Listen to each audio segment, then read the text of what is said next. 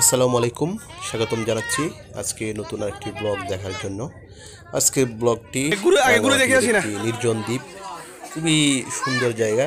একটি দ্বীপে আমরা বেড়াতে গিয়েছিলাম বোটে করে, অনেক ভিতরে। এটি একটি দ্বীপের মধ্যে।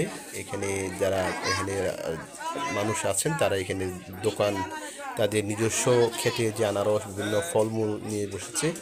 এটি জায়গাটির নাম আমি জানি না, তবে এই মার্কেটটির নাম যারা দোকান ছোটো ছোটো দোকান দিয়ে রেখেছে একটি দ্বীপের মধ্যে, তারা বলেছে এটা নির্মাণ গ্রাম নামে। তো এই জায়গাটির নাম আসলে সঠিক জানি না। এখানে আনারস আমরা প্রথমে ঢুকতেই কিনলাম 10 টাকা করে, আর একটু গিয়ে দেখলাম 5 টাকা করে পিস। এগুলি কিন্তু অনেক রসালো এবং অনেক মজার আনারসগুলি।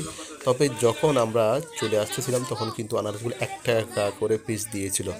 1 টাকা করে আমাদের একজন প্রায় 70 পিস নিয়েছিল 1 টাকা করে। তো এখানে অনেক কাপড়ের জিনিসপত্র দেখতেছেন। এগুলি এখানে যারা চাকমা রয়েছেন তারা নিজেদের তৈরি, তারা নিজেরা এখানে এগুলি বোনেন।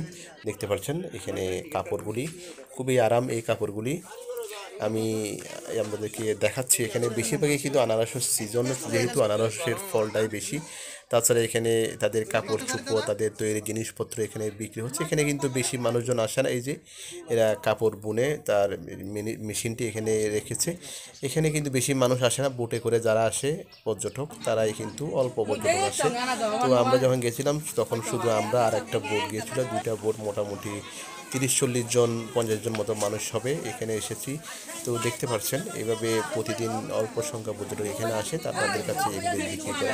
এগুলি পাহাড়ি আসলে বাজারগুলি অনেক সুন্দর, ছোটোখাটো একটি দ্বীপের মধ্যে। খুবই সুন্দর এবং খুবই মজার ছিল আমাদের এই